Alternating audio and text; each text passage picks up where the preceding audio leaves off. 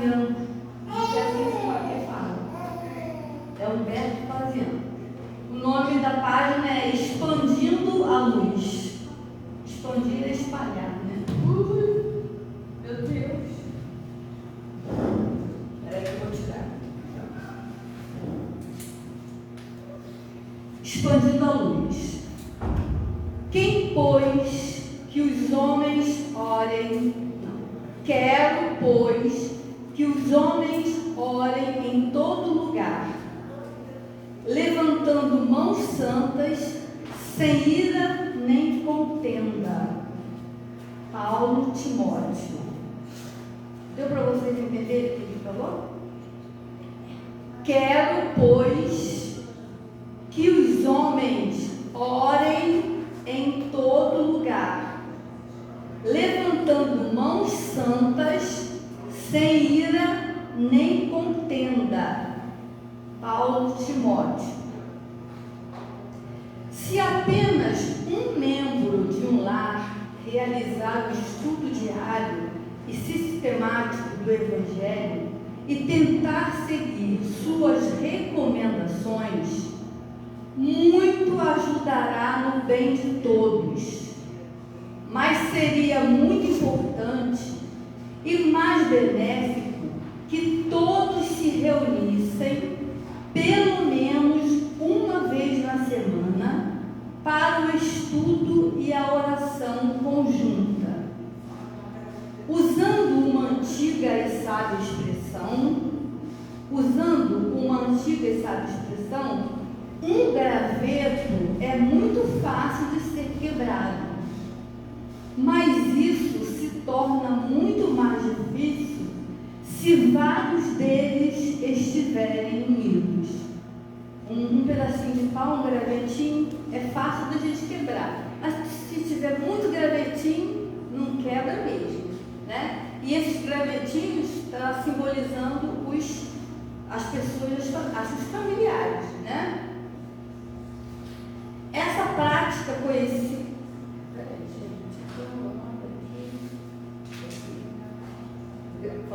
Cabo do gravetinho. Aí continuando. Essa prática conhecida no meio espírita, que é o Evangelho no Lar, é bem difundida e realizada por muitos de seus simpatizantes, mas não por todos. O grande objetivo é este, que um número cada vez maior de pessoas o realize. Em uma sequência lógica, fazendo nossa reforma íntima, estaremos auxiliando a melhora do nosso lar, que passará a refletir a paz e o amor do Cristo. Estaremos dando exemplo para que outras pessoas em seus lares também o realizem e, juntando um grande número de lares praticando o Evangelho em suas vidas, estaremos contribuindo para o bem-estar da nossa cidade, do nosso país e, por que não dizer, de todo o planeta. Cada um fazendo sua pequenina parte no estudo do Evangelho no lar, estará colaborando na grande obra de Jesus, a redenção de toda a humanidade. Então, olha a importância do Evangelho. Então, agora nós vamos orar. Mestre divino, amigo de infinita misericórdia, estamos reunidos em Teu nome para que possamos, Senhor, mais uma vez, beber os Seus ensinamentos e tentar lutar, se esforçar para ser melhor a cada dia. Que Tu possa, Jesus, nos amparar sempre quando estivermos, para que nós possamos também estender a mão a todos aqueles que de nós precisarem. Te agradecemos antecipadamente, Senhor, por estar aqui presente. Abençoe o nosso companheiro Tony, que fará uso da palavra, que ele possa, Senhor, ser intuído pelo seu guia espiritual e possa, Jesus, trazer a mensagem da noite para cada um de nós. E assim, em teu nome, mas sobretudo em nome de Deus, nós iniciamos a nossa reunião na tua doce e consoladora voz. Que assim seja. Nós convidamos o nosso. Tem algum lembrete? Então, nós convidamos o nosso companheiro.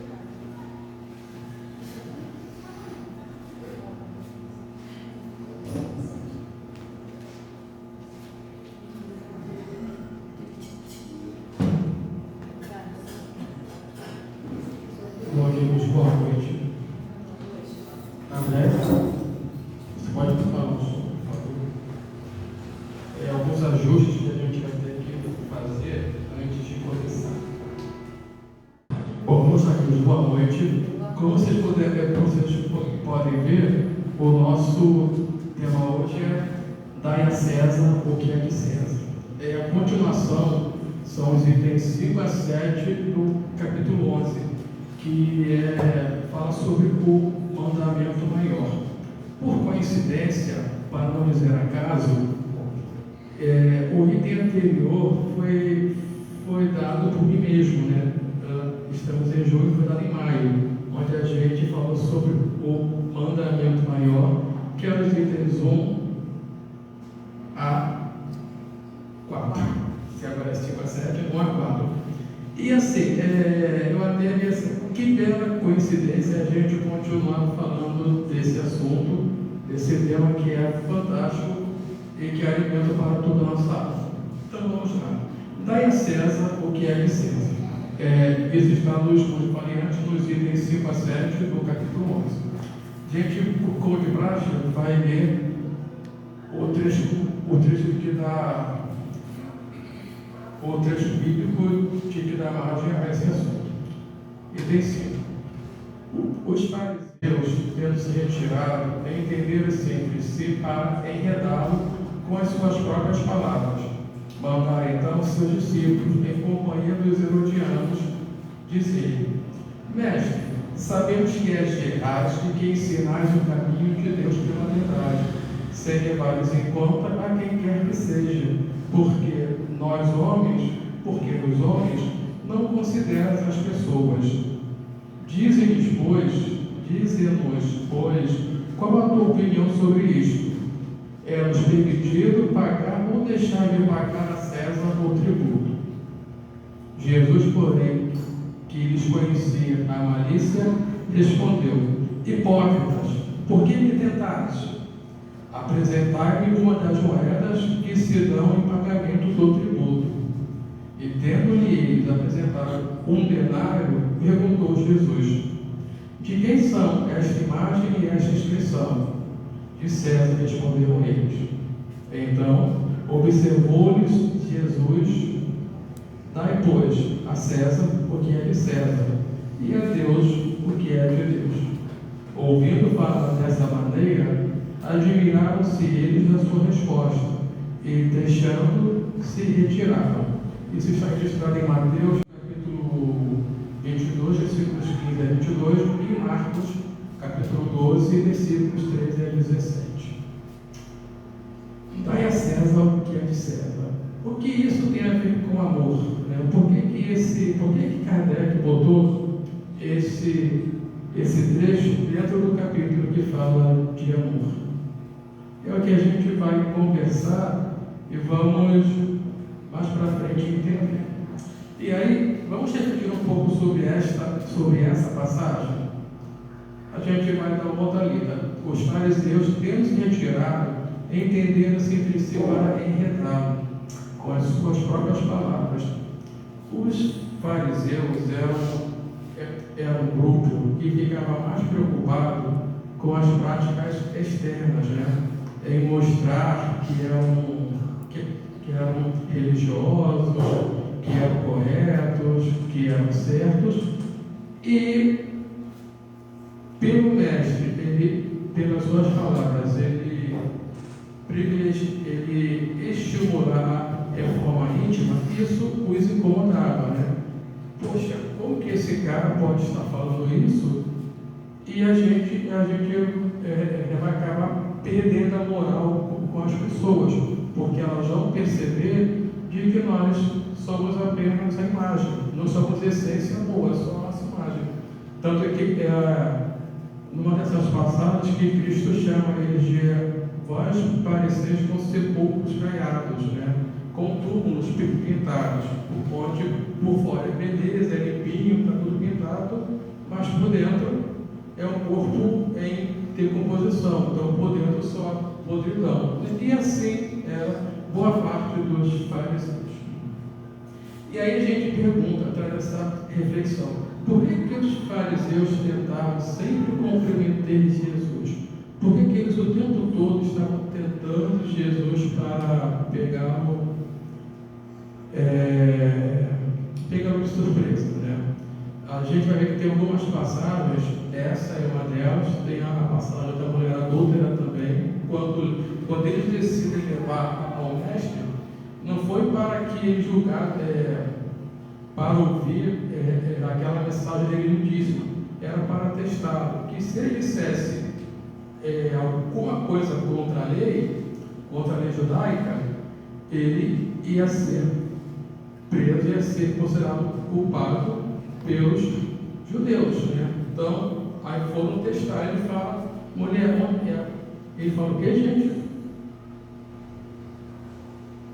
Mulher adúltera, as pessoas levam a mulher para ser apedrejada, e Jesus, ele escuta a tua moçada, e aí pergunta. Alguém te condenou? Não, antes disso. Ele pergunta, ele afirma, né? Onde estava aqueles? Não, antes disso, gente. Quem nunca pecou, que atire a primeira pedra? Isso. Aquele que entre vós estiver sem pecado, que atire a primeira pedra. Né? E ninguém tirou pedra, porque aquela palavra dele falou tão fundo no coração daquelas pessoas que ninguém teve coragem de mentir. Porque se para a gente hoje em dia é fácil mentir, que está naquele tempo onde a gente era mais endurecido, né? Então, mentira naquele tempo era molezinha, mas nem assim tamanha energia naquele si que as pessoas foram embora sem graça e ninguém acreditou. E assim foram feitos vários testes. O outro teste deles foi esse: mestre, devemos pagar o tributo a César, porque os judeus eles se sentiam feridos de morte com essa questão de serem subservientes a Roma, né? Por mais de que eles tivessem o rei Herodes, que tinha uma certa autonomia, mas quem dominava tudo era Roma. Quem tinha total poder naquela região era Roma. E isso causava muita ira aos judeus. E aí eles pensam que esse teste ia ser o teste que ia acabar com Jesus. Devemos pagar o tributo a César? Se ele falar que a gente deve pagar, os judeus vão pegá-lo, como se diria hoje, vão pegá-lo para Cristo, né? Se ele fala que não é para pagar, ele agrada aos judeus, mas vai desagradar a Roma e vai ser preso por estar causando rebelião. Então, assim, era um plano infalível, mas Jesus caiu no plano. Vocês que são pais, né, tem alguns que são pais, né, quando os nossos filhos querem pedir alguma coisa, eles não ficam maniqueando antes. Quando o filho começa a lavar a louça sem que ninguém peça, começa a fazer todas as suas obrigações, o que a gente pensa? Está querendo alguma coisa. Está querendo alguma coisa. Ele vai pedir alguma coisa. E aquele trecho que eles falam: mestre, sabemos que és veraz e que ensinas o caminho de Deus pela verdade, sem levares em conta a quem quer que seja. Sim, no bom português, puxando o saco de Jesus, né? Quando ele lá em cima para depois tentar puxar. Nossos filhos já fazem isso com a gente, bajulam, né? Adulam, e depois, mãe, posso ir para a festa? Mãe, eu posso ir na casa de fulana? Mas a gente já, pai e mãe atento, já está esperando que venha esse pedido. Se a gente, que é tão imperfeito ainda, consegue perceber isso, quiçá Jesus, que ele conseguia sentir o que as pessoas traziam no seu íntimo, né? Não é que ele via o pensamento das pessoas, mas ele não tem um caso que a gente fala que fulano traz uma aura boa, eu gosto de estar perto de fulano, gosto de conversar, gosto de dar abraço naquela pessoa. Em contrapartida, também tem as pessoas que a gente quer a distância porque nos fazem mal. Então, a gente tem essa percepção e Jesus, muito superior a nós, tinha essa sensação mais aflorada. Ele sabia já que aquelas pessoas estariam preparando algo para ele. E ele fala, bom, me deu uma moeda. Deram a moeda para ele e ele pergunta, de quem é esta inscrição e de quem é esta imagem? Tem um livro do Richard Simonetti, o título é 70 vezes 7, onde ele conta essa passagem um pouquinho antes e com mais detalhes. Ele diz que nessa moeda tem uma inscrição em latim, né, que assim, eu não vou dizer em latim como estava o que era escrito, mas em português era algo parecido como Deus e Supremo Comandante. Então, para os romanos, César era como Deus, né? E isso ofendia muito os judeus, né? Deus é o único, né? Deus é o Deus de Abraão, o Deus de Jacó. Como que eles podem reverenciar um homem como Deus? Ele pergunta, de quem é esta inscrição e de quem é esta imagem? De César. Dai, pois, a César o que é de César e a Deus o que é de Deus. E nós? O que nós faríamos nessa situação?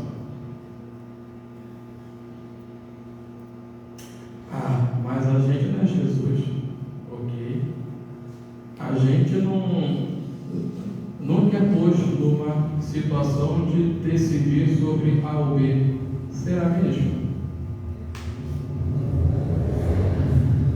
Quando a gente tem que fazer algumas escolhas, eu vou punir o meu filho para educá-lo ou vou deixá-lo viver a vida porque ele é jovem?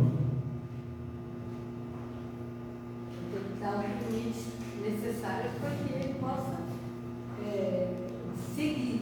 Senão ele não tem norte nenhum, né? Nem poder seguir. Mas ele vai ficar feliz com esse limite? Nem sempre. Quase nunca fica, né? E aí, isso não é uma punição para eles? Quando a gente escuta muitos pais falarem, mais as mães, isso dói mais em mim do que em você, né? Porque a gente vê um filho triste, vê um filho. E, gente, é sério, vocês que são novinhos, né? É sério, dói muito mais na gente do que em vocês quando a gente pune, né? Quando a gente bota de castigo, assim, vocês não sabem como que a gente sofre. Mas, como papel de pai e mãe, a gente tem que fazer. Aliás, é nosso dever fazer, né? Porque quando chegarmos lá do outro lado, vamos ser questionados. O que fizeste do tesouro que nos foi confiado? Ou seja, o que fizeste para educar os teus filhos? E aí, o que nós fazemos nessa hora? A gente segue com César ou segue com Jesus? Essa questão de filho aí, eu sempre segui como Jesus. É por aqui. Não tinha coberto. Agora. Não tem nem bolha, senão, porém. Agora, em outras coisas, eu também. Sábado eu dei umas de César também, que não foi um bom. Entendeu? Então,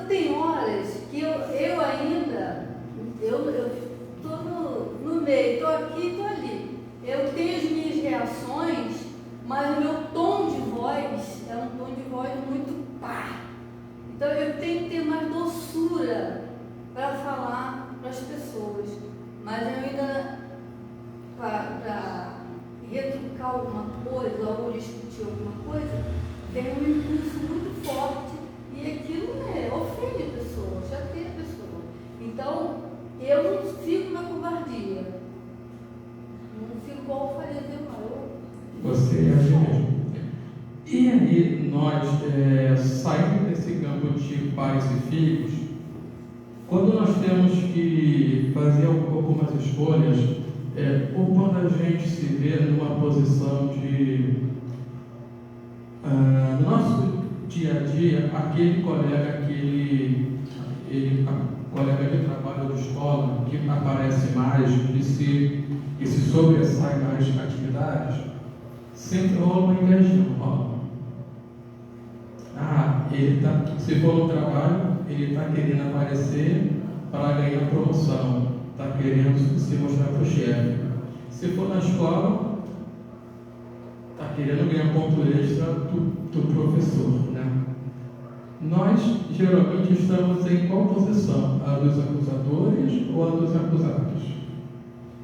Nós somos aqueles que demonstram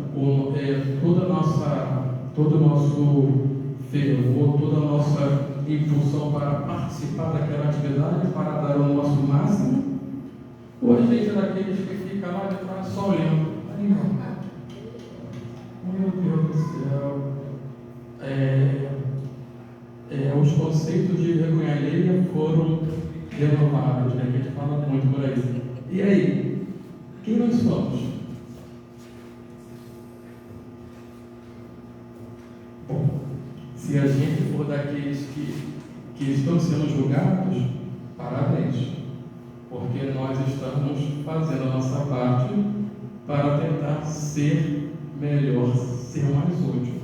Mas se nós estamos na posição daqueles que ficam julgando, ficam apontando, ficam criticando,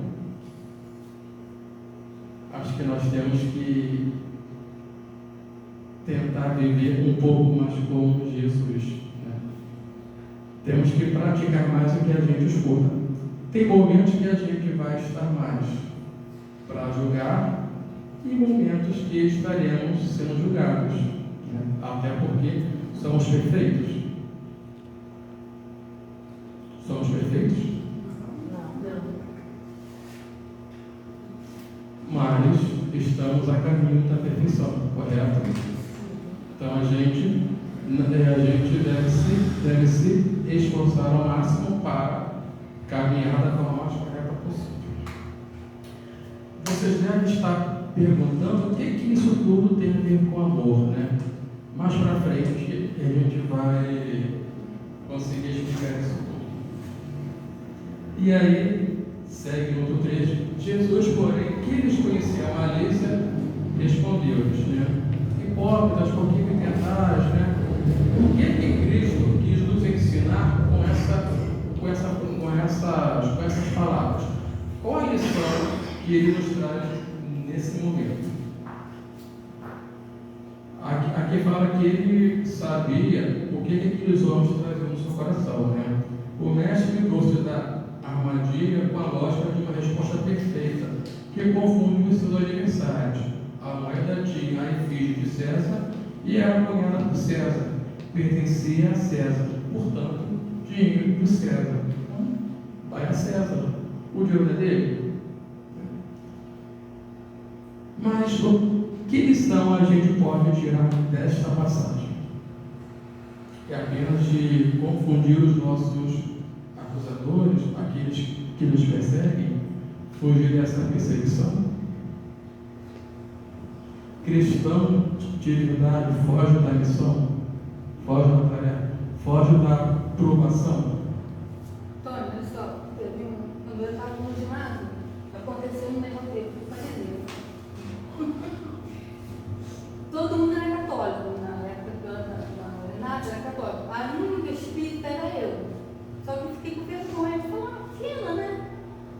Aí na hora de colocar lá no papel, eu botei católico. Para você ver como é que isso fariseu. É o que você está falando lá, né? É hipócrita. Eu falava, falei que eu era de uma religião e estudava outra. Não tinha nada a ver uma coisa com a outra. Coisa que me marcou demais. Então hoje, nem que me mate, eu falo que eu, qualquer lugar, quase religião, espírita. Ah, você é da mesa branca? Não, eu sou espírita. Quer dizer, então, é isso que Jesus que fala, né? De ser o seu sim, sim ou o seu não, não. Que os fariseus, eles eram hipócritas por isso, porque eles queriam tudo para eles, né?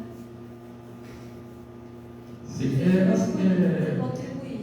A gente não deve ver. Gente, cadê o mouse aqui?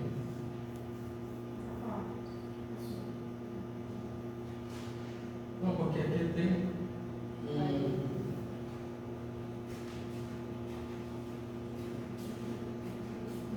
aqui um campo que você bota a anotação, mas tem que descer aqui um pouco e no mouse não está pegando.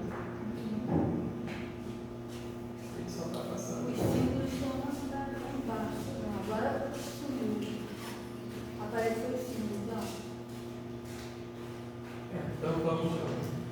Essa lição de que a gente está perguntando aqui, né,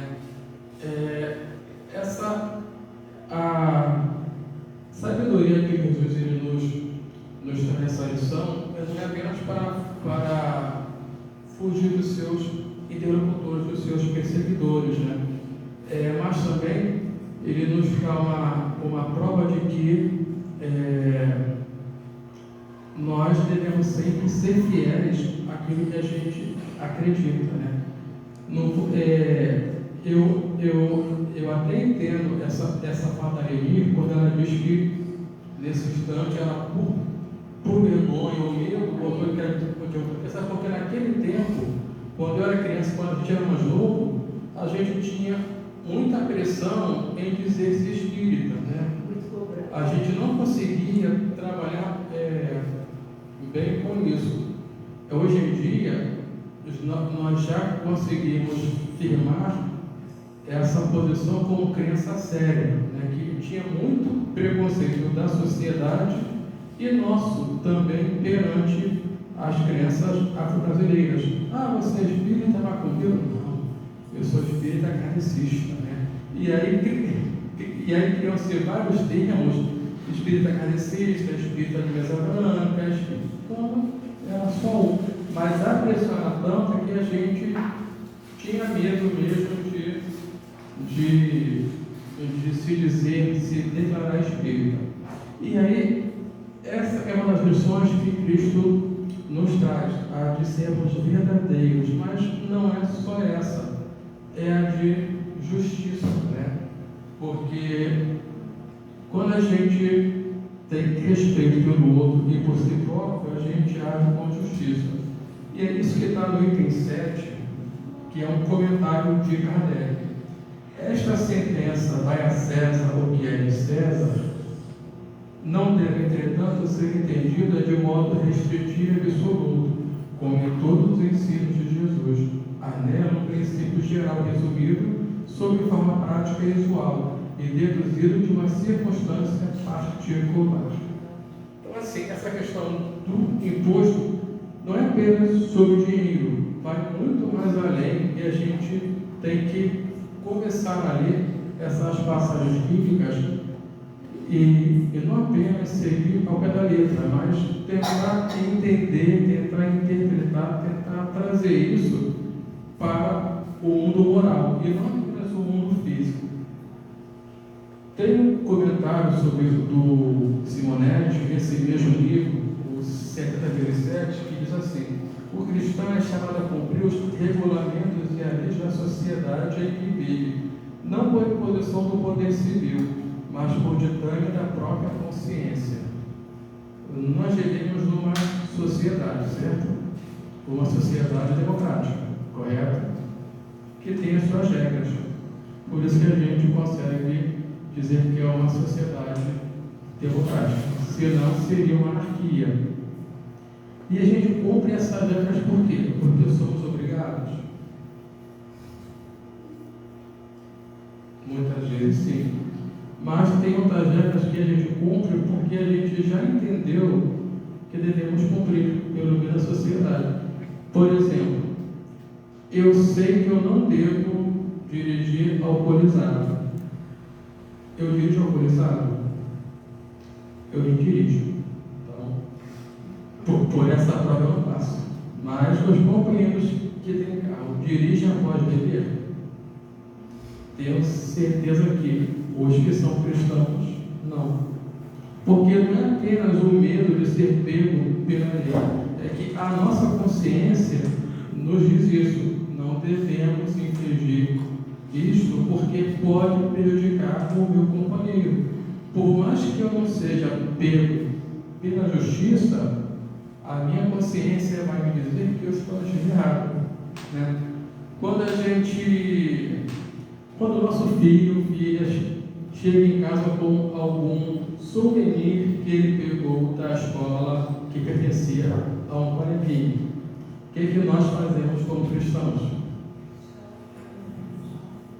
Mandamos devolver, né? Se a gente não anda, estamos agindo corretamente?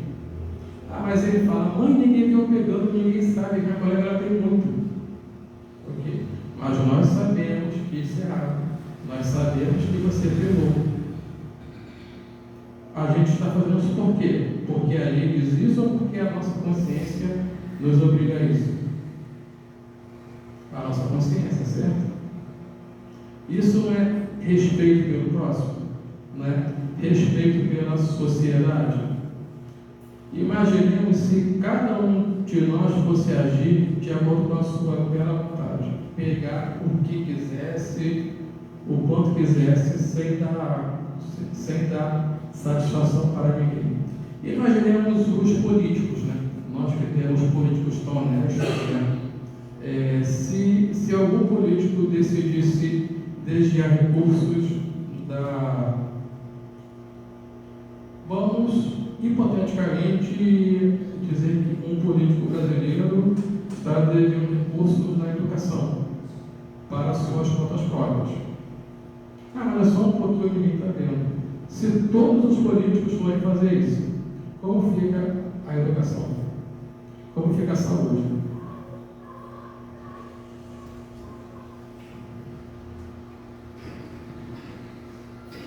Nada, gente. Fica normal. Oi? Não, gente, estamos supondo, né? Não vamos supor que, né? Então, assim, existe respeito pelo próximo erro? Existe amor pelo próximo? A gente vê várias situações de pessoas que estão passando por necessidades, passando fome, onde nem seria necessário. Enquanto alguns jogam fora excesso, outros não têm o necessário. Existe aí, nessa relação, amor, respeito pelo próximo? Existe justiça aí? Estamos dando a Deus ou estamos dando a César quando agimos assim? Estamos dando mais a César, porque nós estamos mais preocupados com o material, né? E aí, já que a gente falou de justiça, como se pode definir a justiça? Aqui tem um pequeno errozinho, porque não era para entrar as perguntas, era para entrar uma e depois a outra. Mas eu esqueci de fazer isso quando montei o slide. Então vamos lá. Como se pode definir a justiça? É a questão 875 dos Espíritos. A justiça consiste em cada um respeitar os direitos dos demais. E como a gente sabe quais são os nossos direitos? Quando acaba o meu direito? Quando começa o do outro. E quando começa o do outro? Porque isso a gente sempre escutou em casa, né? Escutou na escola, o meu direito acaba quando começa o do outro. E quando começa o do outro?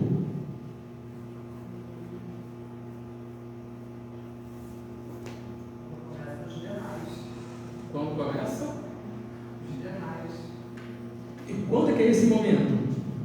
Existe uma demarcação? Eu posso ir até aqui, é como uma cerca. O meu terreno acaba aqui. Desse arame para lá é o meu vizinho. Respeito e consciência. Respeito e consciência. Numa sociedade justa, numa sociedade onde existe amor, existe esse respeito e essa consciência. A gente vai ver que em alguns condomínios aqui no Rio de Janeiro, também no Brasil, as pessoas não usam muros, né, para limitar os seus terrenos. Nossa, que evoluído, né? Nos Estados Unidos, né? Lá naqueles subúrbios que a gente vê nos filmes e séries, subúrbios só de casas, lindos, gramados, não tem cerca.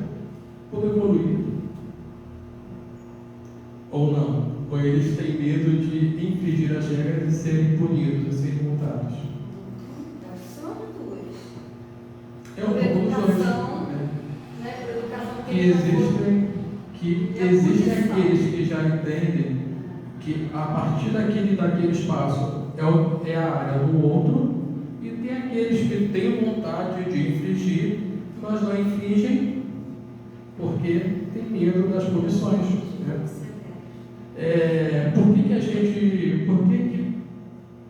Por que a gente bota, ou botava no passado, cacos de vidro nos muros? Para que os nossos vizinhos não pulassem. Hoje a gente está evoluído, né? Agora é cerca elétrica, né? Assim, olha o nosso requinte de crueldade e a nossa falta de respeito, porque por a gente não respeitar a casa do outro, que vidro você vai lá, quebra uns pouquinhos, tira, você pode pular. Já tem questão de cerca elétrica, onde você vai ferir o outro mais gravemente para que ele nem pense em entrar no seu domicílio.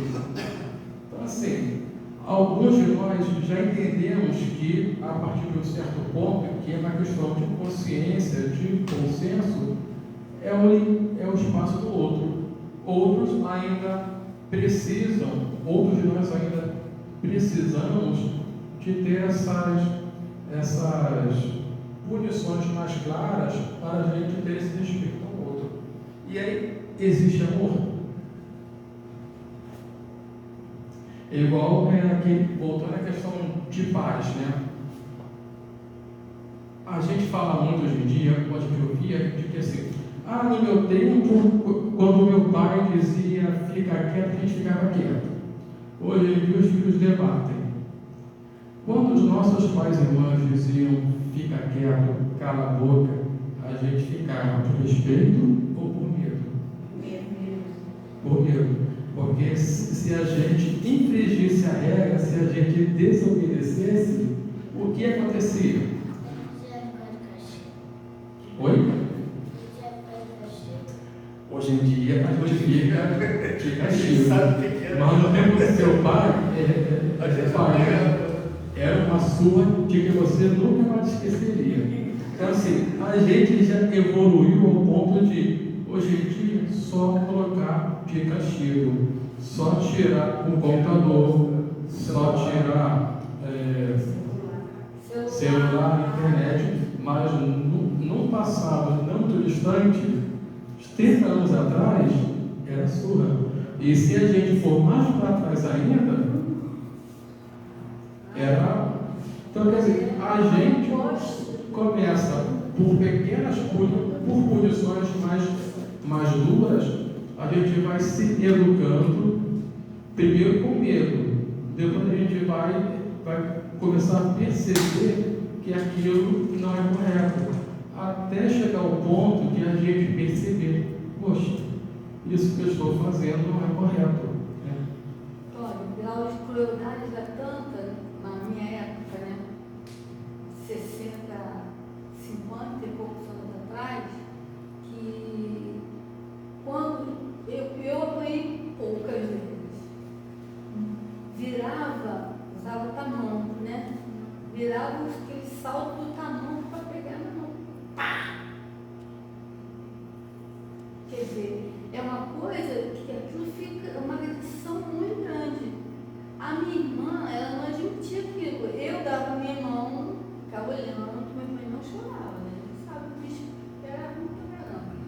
minha moçadinha com medo ficava, piorava. Aí levava, se eram 10 bolos que falavam, olha só, bolo. Aí ia aumentar para 20. Você imagina isso? Para ter 20 vezes a mão de uma criança pequenininha. Assim, a É gente... crueldade terrível. Eu não vou entrar muito nesse assunto, que isso vai dar margem para muitos comentários, né?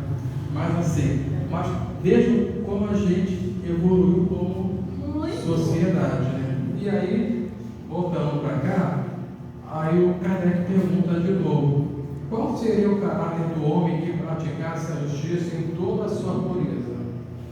Responde o Espírito: o do verdadeiro justo, a exemplo de Jesus, porquanto praticaria também o amor ao próximo e a caridade, sem os quais não há verdadeira justiça. E aí, falando sobre amor, caridade e justiça, a gente vai lembrar que na codificação, Kardec sabiamente botou ele não na terceira parte que fala sobre as leis morais, ele não botou um capítulo para a lei de amor, a lei de caridade e a lei de justiça. Tem um capítulo só que é lei de justiça, amor e caridade. Porque os três têm que estar juntos, né? Se não há justiça, não há amor, não há caridade. Se não há amor, não há caridade, não há justiça, né? Os três precisam estar juntos para que possa haver essa união entre as pessoas.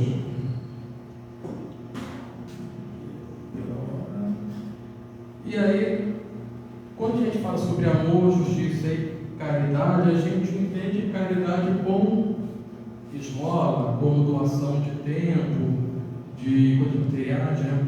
E Kardec perguntou aos espíritos: qual o verdadeiro sentido da palavra caridade como entendia Jesus?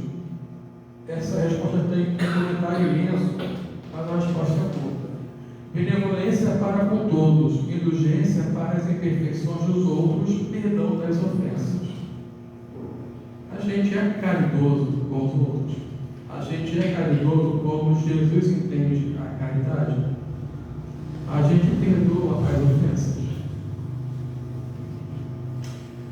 Um dia desses, estava com o André, a gente pegou um Uber e durante a conversa o motorista falou que naquele dia ele quase havia brigado com o cara porque ele estava parando no acostamento, né, que ele viu uma ligação e foi ver o que era, então encostou, que é um certo sem fazer, né, encostou o carro, foi ver o telefone, um cara vem atrás querendo ser esperto, né, chegar mais rápido que os outros, vinha correndo pelo acostamento, quando ele freou, buzinou, aí cortou, passou. Quando ele passa, ele faz um gesto muito educado com a mão, né? E foi embora. O nosso motorista, ele diz que, não, peraí, hoje não, né? Foi atrás do cara, entrou no mercado que o cara parou. Que isso? Como que você faz para mim? Os dois discutiram, mas depois ele foi embora. Isso é perdão de ofensa? A gente não age assim no nosso dia a dia? Ou não? A gente sempre perdoa os nossos próximos. A gente esquece as ofensas que já são feitas. Ou a gente fica martirizando ou fica planejando uma situação para se vingar daquela pessoa. Acho que se vingar é muito pesado, né? Eu acho que depende muito da pessoa, do ser humano. Uma pessoa preparada não vai agredir também. E a gente tem que ficar se colocando no lugar do outro. Que assim, quando a gente fala de vingança, as pessoas pensam coisas mais drásticas, mais pesadas. Mas quando a gente só torce para que o outro tropece e caia no chão, já é um sentimento de vingança, né? Passou por mim, nem virou a cara, tomara que tropece. Tomara que quebre o salto. Aquele provérbio que diz: não deseje Sim, isso no mundo ideal, isso no mundo celeste, no mundo ditoso. Nós estamos no mundo de expiações e provas. Quem que está encarnando junto de nós? Companheiros que são iguais a nós, né? A gente é vingativo, a gente é rancoroso, ou melhor, a gente está vingativo, a gente está rancoroso, porque a nossa essência é boa. Apenas ainda não conseguimos trabalhar bem essa essência. E aí, a gente perdoa o nosso marido quando ele esquece a toalha e molhar em cima da cama? Depois de você falar um monte de vezes, a gente perdoa. Não, ela não perdoa, gente. A gente perdoa a nossa esposa quando ela diz que vai assistir um filme com a gente e dorme no meio do filme. Coisa simples, né? São coisas bobas, mas assim, a gente não deve ficar esperando missões grandiosas, né? A gente vai trabalhar essas pequenas coisinhas. Quando o nosso filho mente para a gente, dizendo que estava na casa de fulano fazendo o trabalho de escola, e a gente descobre que ele estava em outro local fazendo uma outra coisa, qual é a nossa primeira reação? Ele vai, eu vou castigar ele vai pagar por isso. Né? E assim, a gente, qual deveria ser a nossa reação? Vou educá-lo mais ainda para que ele não precise mentir para mim assim. Mas isso é fácil. O nosso orgulho deixa a gente pensar assim. O nosso orgulho, quando é ferido, é a coisa mais perigosa do mundo. Vide o companheiro que, por causa de um gesto manual, criou quase uma briga. E quantas vezes nós, no nosso dia a dia, por coisas bobas, que no momento a gente nunca consegue perceber isso, mas depois que passam algumas horas, alguns dias, alguns meses, ou alguns anos, né, a gente percebe, poxa, fiquei tanto tempo chateado com fulano por aquela coisa boa. Por quê? Orgulho ferido. Onde existe orgulho, existe amor. Se eu sou tão orgulhoso, eu tenho condições de amar ao próximo como a mim mesmo? Não, porque eu estou interpretando o amor da forma errada, né? Quando eu sou tão egoísta, tão orgulhoso, eu interpreto o amor a mim como as pessoas fazem tudo que eu quero, na hora que eu quero, da forma que eu quero. E não é assim. Quando a gente vive em sociedade, tem que ter uma troca, né? Olha o limite do outro, né? Tem que ter esse respeito, tem que ter essa troca, tem que haver essa justiça, porque também não adianta eu dar 500 e o outro me dá 2, 5. Está havendo um desequilíbrio nessa troca. Se eu tiver controle emocional e até uma certa evolução, não vou conseguir compreender. Mas quando aquilo começar a me fazer mal, será que eu vou conseguir trabalhar com tanto equilíbrio assim? Isso em qualquer situação. Trabalho de escola. Aquele companheiro que nunca faz nada e sempre vai no vácuo do grupo. Colegas de trabalho. Aquele que nunca atinge a meta, mas como toda equipe atinge, ele consegue a bonificação. Isso é justo? Não. Existe respeito? Existe amor ao próximo? Não. Então, assim, o amor a gente pode interpretar de várias formas, né? aí a gente traz mais uma reflexão. Nós estamos sendo justos, amorosos, caridosos com o que estão à nossa volta, com meu esposo, com minha esposa, com meu chefe, com meu subalterno, com o meu companheiro de casa espírita, porque não é porque a gente está aqui nessa casa espírita que a gente vai ser sempre amor, né? Tem dias de que eu vou dar um dia bom,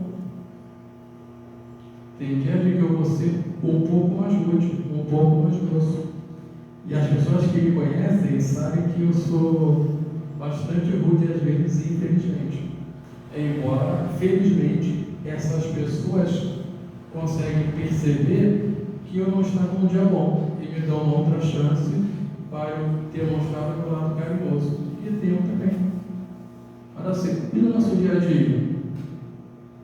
Quando alguém faz uma coisa que eu não gosto ou de que eu não concordo, estamos sendo justos, caridosos, amorosos? Estamos trabalhando para sermos melhores do que fomos ontem ou melhores do que o nosso próximo? Né? Que o nosso intuito aqui é o quê? Crescer, evoluir. Mas vai adiantar eu crescer e ser melhor que o outro? Vai ser muito melhor se eu crescer junto com o outro, né? Tem um livro que eu acho lindo, adoro aquele livro, adoro esse livro, o livro Renúncia, que é uma psicografia de Emmanuel. Eu sempre falo desse livro lá no EJA, né? Onde o Espírito Alcilde pede para voltar à Terra para auxiliar aqueles que eram caros para poder crescer. Ela não precisava mais encarnar, mas volta à Terra, pede permissão e volta à Terra para poder ajudar aos outros.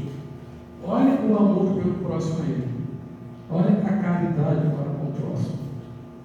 Um dia nós seremos anciões. Mas e hoje? A gente tem que se preocupar em ser Alcione, em ser Jesus?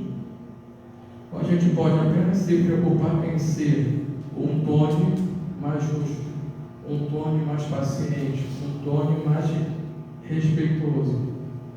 Que aí, quando a gente trabalhar isso tudo, a gente vai se tornar mais amoroso, mais respeitoso para com os outros.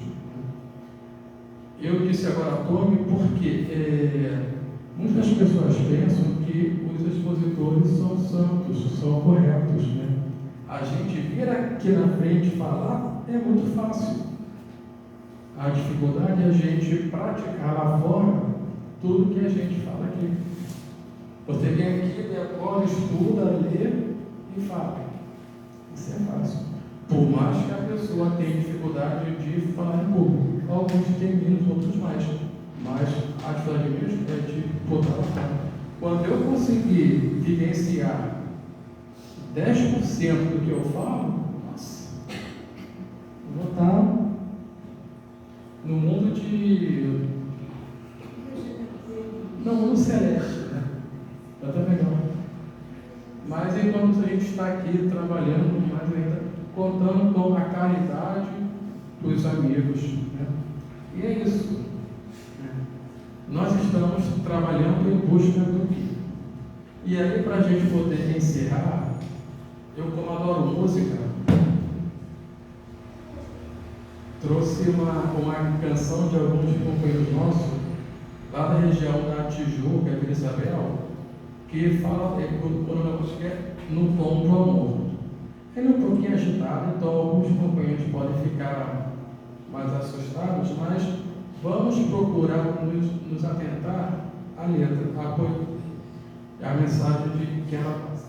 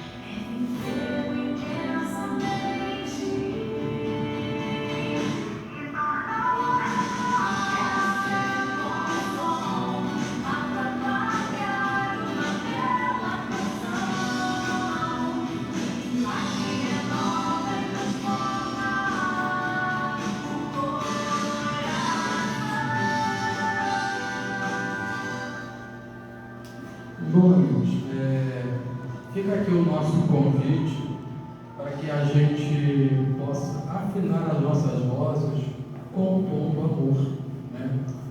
Para que a gente possa lutar pelo ideal de termos um mundo mais justo, um mundo com mais respeito, um mundo com amor.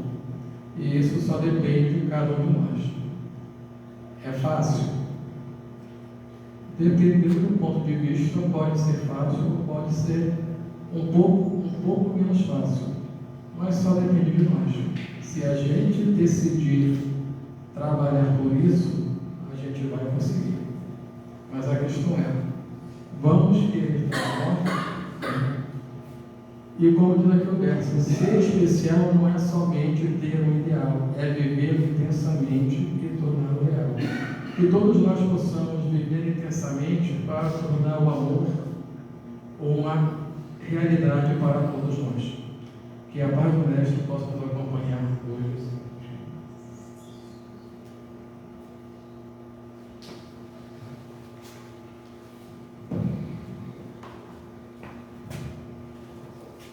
Agradecemos a nosso irmão Antônio pela explanação de hoje, tema polêmico, mas nada impossível de se compreender. Basta debruçar os livros, acompanhar aqui na Casa Espírita as nossas palestras, que você vai entender o tema dele com mais perfeição. E, para o nosso encerramento de hoje, lembrando que o passe não é obrigatório. O passe, quem estiver bem, se não quiser tomar um passe, tudo bem, mas também está aberto para todos que quiserem tomar um passe daqui a pouco. É só manter a nosso equilíbrio mental para não atrapalhar o passe na hora que for entrar na sala.